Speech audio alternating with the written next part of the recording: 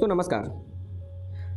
इन videos के माध्यम से हम लोग जो प्रीवियस ईयर एआईबी के क्वेश्चन हैं उनको सॉल्व कर रहे हैं और इसके साथ साथ जीडीसी के या अन्य जो भी एग्ज़ाम हैं जिनमें कॉन्स्टिट्यूशन लॉ के एमसीक्यू क्वेश्चन पूछे जाते हैं उन लोगों के लिए ये वीडियो बहुत महत्वपूर्ण रहने वाले हैं। जिसका पहला पार्ट जिसमें 1 से 50 तक क्वेश्चन थे वो हम लोगों ने देख लिया है। ये हमारा दूसरा पार्ट, और नहीं देखा है तो उसका लिंक हम कमेंट बॉक्स में दे देंगे, आप वहाँ से देख सकते हैं, डिस्क्रिप्शन बॉक्स से देख सकते हैं।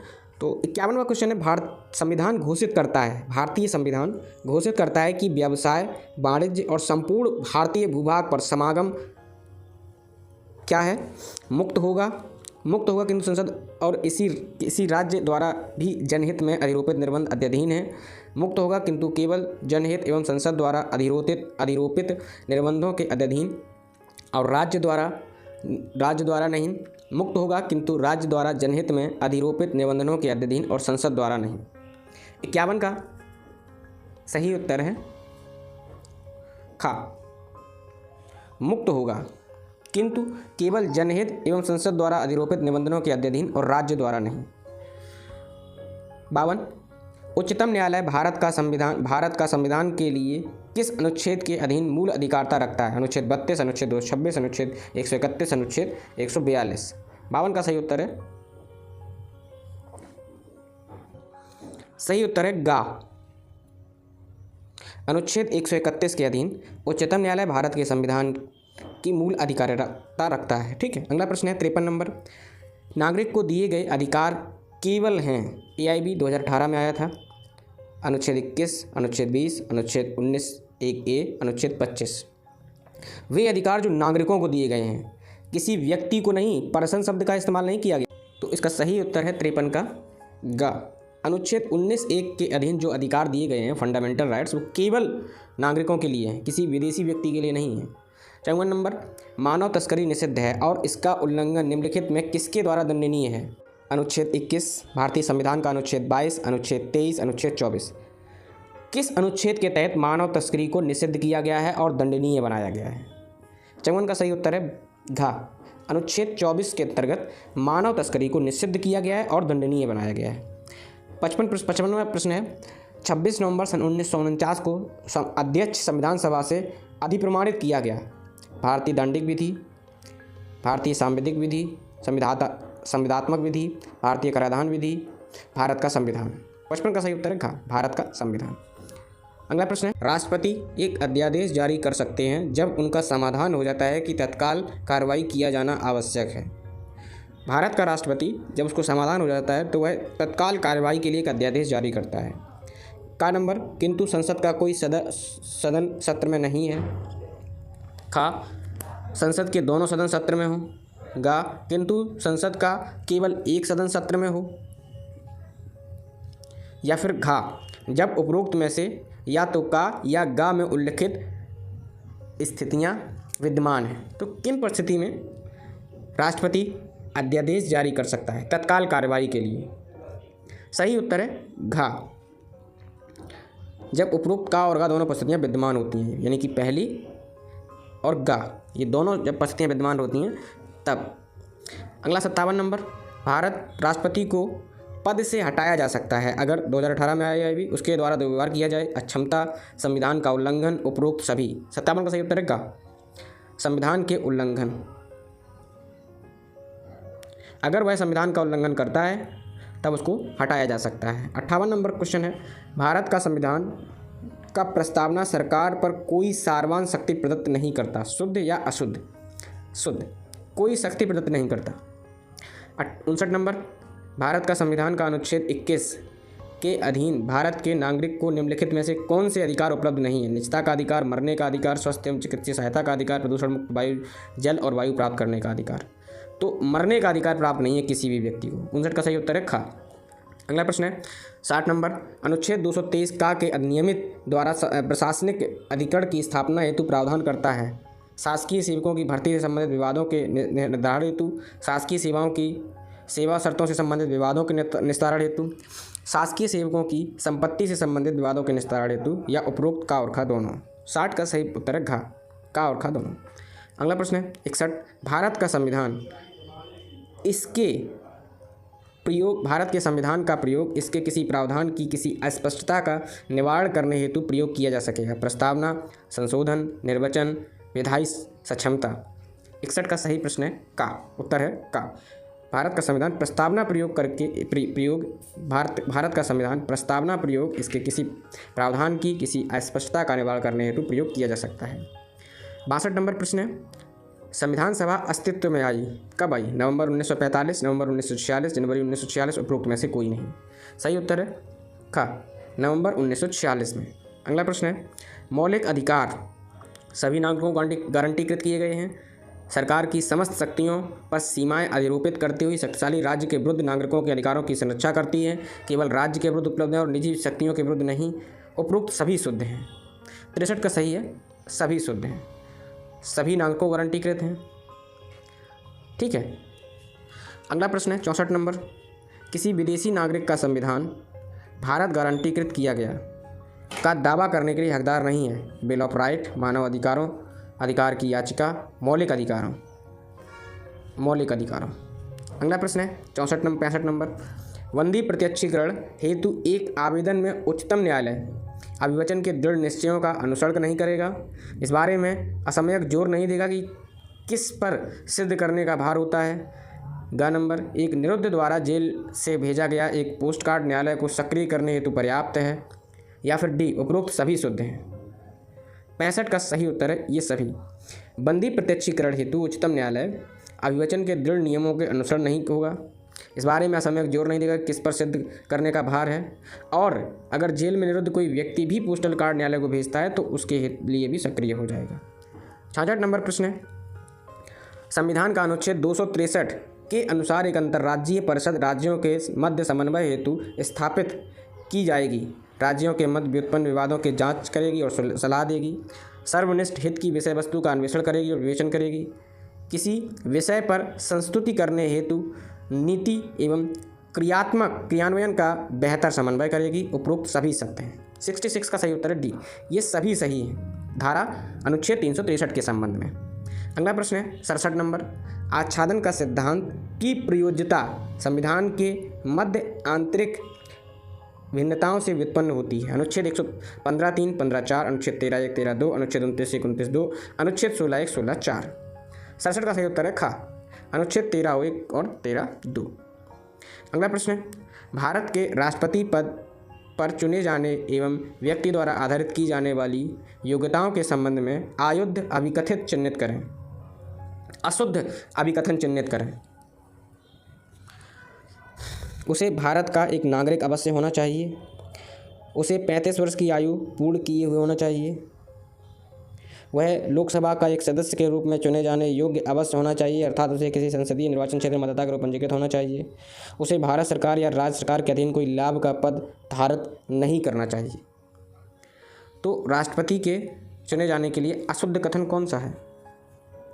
68 का सही उत्तर है खा, उसे 35 वर्ष की आयु पूर्ण किया होना अवश्य होना चाहिए। ये गलत है। अगला प्रश्न है अशुद्ध है। अगला प्रश्न है हमारा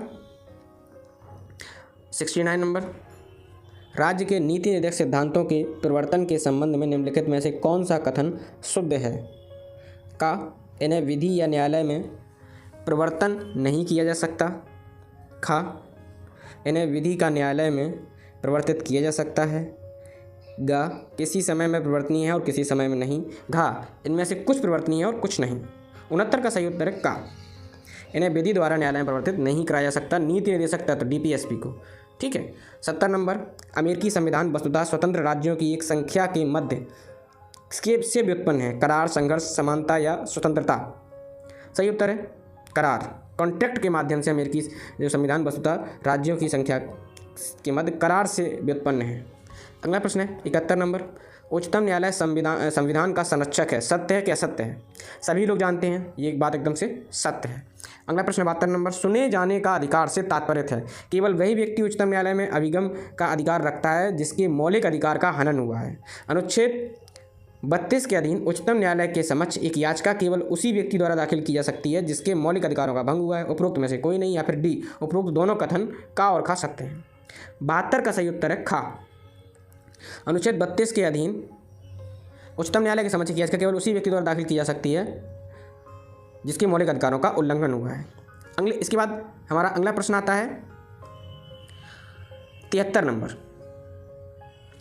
किस देश के संविधान में कोई गारंटी या अत्यधिक अधिकार नहीं है? अमेरिका, भारत, इंग्लैंड और जर्मनी। 73 से उत्तर गा। इंग्लैंड के अधिकार में कोई गारंटीकृत अत्यधिक अधिकार नहीं है। अगला प्रश्न है 74।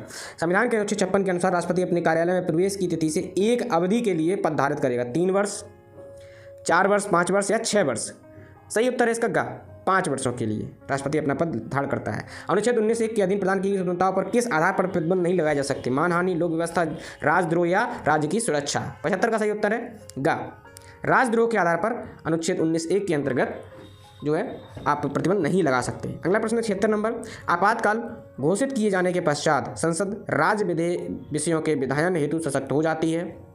राष्ट्रपति लोकसभा की सामान्य अवधि को विस्तारित कर सकते हैं। अनुच्छेद 19 द्वारा गारंटीकृत की गई 6 स्वतंत्रताएं स्वतः निलंबित हो जाती हैं, उपरोक्त सभी। तो जब राष्ट्रपति आपातकाल घोषित किया जाता है तो क्या होता है? 76 का सही उत्तर है घ, उपरोक्त सभी। अनुच्छेद 19 द्वारा गारंटीकृत 6 स्वतंत्रताएं स्वतः निलंबित हो जाती हैं। राष्ट्रपति लोकसभा की सामान्य अवधि को विस्तारित कर सकता है। संसद द्वारा विषयों की विधायन हेतु सशक्त हो जाता है। ये तीनों चीज़ें सही हैं। अगला प्रश्न है 77। जब संसद के दोनों सदनों द्वारा पारित किया गया एक विधेयक राष्ट्रपति के पास सहमति हेतु भेजा जाता है तो वह सहमति दे सकता है, सहमति रोक सकता है, विधेयक कर पुनर्विचार हेतु सदन को वापस कर सकता है या उपरोक्त कोई। 77 का सही उत्तर है घ, उपरोक्त में से कोई भी एक। अगला प्रश्न है भारत का संविधान स्थापित करता है केंद्र और राज्यों में राष्ट्रपति प्रारूप की सरकार, केंद्र और राज्यों में संसदीय प्रणाली की सरकार, केंद्र में संसदीय प्रणाली की सरकार और राज्यों में राष्ट्रपति प्रणाली की सरकार, केंद्र में राष्ट्रपति प्रणाली की सरकार और राज्य में संसदीय प्रणाली की सरकार। तो क्या भारत का संविधान स्थापित करता है? 78 का सही उत्तर है खा, केंद्र और राज्य दोनों में संसदीय प्रणाली की सरकार को अधिरोपित करता है। अगला प्रश्न है 79। संविधान के अनुच्छेद 131 के अधीन मूल अधिकारिता के प्रयोग में उच्चतम न्यायालय निम्नलिखित के मध्य विवादों को ग्रहण करता है और निर्धारण करता है। भारत सरकार एवं राज्य या राज्यों की सरकार, 2 या अधिक राज्य, निजी व्यक्तिजनों के अधिकार और भारत सरकार या उपरोक्त का और खा दोनों। 79 का सही उत्तर है घा, उपरोक्त का और खा दोनों। भारत सरकार एवं राज्यों की सरकारें और खा नंबर 2 या 2 से अधिक राज्यों के बीच जो विवाद होते हैं उनको संविधान अनुच्छेद 131 के अधीन निर्धारित करता है। भारत का संविधान है दृढ़, लचीला, न तो दृढ़ न ही लचीला, दृढ़ता एवं लचीला का अद्वितीय मिश्रण। 80 का सही उत्तर है घ, दृढ़ता एवं लचीला का अद्वितीय मिश्रण। दोनों को मिक्स करके भारत का संविधान बनता है। ज़्यादा ना ज़्यादा दृढ़ है ना ज़्यादा लचीला है, दोनों को मिला दो जो निकलेगा वही भारत का संविधान। 81 नंबर प्रश्न है भारत के संविधान के अनुच्छेद 25(1) के अधीन गारंटीकृत किए गए धर्म का प्रचार, व्यवहार एवं विस्तार का अधिकार निम्नलिखित अध्ययन है। सार्वजनिक व्यवस्था, नैतिकता, स्वास्थ्य, उपरोक्त सभी। 81 का सही उत्तर है घ, उपरोक्त सभी। सार्वजनिक व्यवस्था, नैतिकता और स्वास्थ्य। अगला प्रश्न है 82 नंबर। भारत का संविधान प्रकार की रिटों के लिए प्रावधान करता है जो उच्चतम न्यायालय और उच्च न्यायालयों द्वारा जारी की जा सकती हैं। 2, 3, 4 या 5। 82 का सही उत्तर है घ, 5 प्रकार की रिटों के बारे में प्रावधान करता है। ठीक है, अब है कौन कौन सी आप कमेंट में बताना। 83 नंबर प्रश्न है कि राज्य विधायिका केवल राज्य सूची एवं समवर्ती सूची में समावेश विषयों पर विधायन करने हेतु सक्षम है, किंतु अपवादित परिस्थितियों में यह केंद्रीय विषयों पर विधायन करती है। शुद्ध कथन है या अशुद्ध कथन है? 83 का खा, अशुद्ध कथन। अगला प्रश्न है हमारा 84 नंबर। अनुच्छेद 20(1) के अनुसार एक अपराध के लिए दोषसिद्ध व्यक्ति सुसंगत समय पर प्रवृत्ति विधि के अधीन विहित की गई उपेक्षा बृहत्तर शास्ति के अधीन किया जा सकेगा। सुसंगत समय पर प्रवृत्ति विधि के अधीन विहित की अपेक्षा एक बृहत्तर शास्ति के अधीन नहीं किया जा सकता है। तदुपरि किसी विधि के अधीन विहित की गई अपेक्षा एवं बृहत शास्ति के अधीन नहीं किया जा सकता जो सुसंगत समय पर प्रवृत्त नहीं है। उपरोक्त खा और गा। 84 का सही उत्तर है खा। सुसंगत समय पर प्रवृत्त विधि के अधीन विहित की गई अपेक्षा एक बृहत्तर शास्ति के अधीन नहीं किया जा सकता। अगला प्रश्न है 85 नंबर। राज्य के नीति निर्देशक सिद्धांत समाविष्ट हैं भारत का संविधान के भाग 4 में, भाग 3 में या भाग 2 में या फिर भाग 1 में। तो किस भाग में नीति निर्देशक सिद्धांत शामिल हैं? किसी को पता है? अगर पता है तो कमेंट में बताइए, और नहीं पता तो बता रहे हैं हम किस लिए हैं। 85 का सही उत्तर है का, संविधान के भाग 4 में नीति निर्देशक तत्व हैं। अगला प्रश्न है 86 नंबर। यह प्रश्न कि कोई बिल मनी बिल है या नहीं, ये किसके द्वारा निश्चित होता है? कौन निर्धारित करता है कि कोई बिल मनी बिल होगा या नहीं? प्रधानमंत्री, राष्ट्रपति, लोकसभा अध्यक्ष या वित्त मंत्री? 86 का सही उत्तर है गा। लोकसभा अध्यक्ष निर्धारित करता है कि कोई बिल मनी बिल है या नहीं। ठीक है, अगला प्रश्न है 87 नंबर। प्रतिनिहित विधायन पर संसदीय नियंत्रण का प्रयोग किया जाता है। प्रतिनिहित शक्ति के अधीन कार्यपालिकीय प्राधिकारी द्वारा की गई नियमावली एवं के पश्चात विधेयक पारित किए जाते समय, बिल पारित करते समय और प्रतिनिहित शक्ति के अधीन कार्यपालिकीय प्राधिकारी द्वारा नियमावली एवं विनियमावली बनाने के पश्चात या किसी काल बिंदु पर, तो प्रतिनिधित्व विधायन पर संसदीय नियंत्रण का प्रयोग किया जाता है। कब किया जाता है? 87 का सही उत्तर है गा। बिल पारित करते समय और प्रतिनिहित शक्ति के अधीन कार्यपालिकीय प्राधिकारी द्वारा नियमावली एवं विनियमावली बनाने के पश्चात। अगला प्रश्न है 88 नंबर। मौलिक अधिकारों के परिवर्तन को निलंबित करने की शक्ति निम्नलिखित में निहित है। भारत का राष्ट्रपति, लोकसभा का अध्यक्ष, किसी राज्य का राज्यपाल, भारत का मुख्य न्यायाधीश। तो किसमें मौलिक अधिकारों के परिवर्तन को निलंबित करने की शक्ति निहित है? 88 का सही उत्तर है का, भारत के राष्ट्रपति में। अगला प्रश्न है 89 नंबर। भारत के संविधान की प्रस्तावना स्रोत को इंगित करती है जहाँ से संविधान अस्तित्व में आया, अर्थात भारत के आमजन। संविधान प्रवृत्त करने हेतु अधिनियमित करने वाले खंड समाविष्ट करती है। अधिकारों और नागरिकों की स्वतंत्रता घोषित करती है, या उपरोक्त सभी। 89 का सही उत्तर है उपरोक्त सभी। इन तीनों चीज़ों को भारत की प्रस्तावना इंगित करती है। अगला प्रश्न है 90।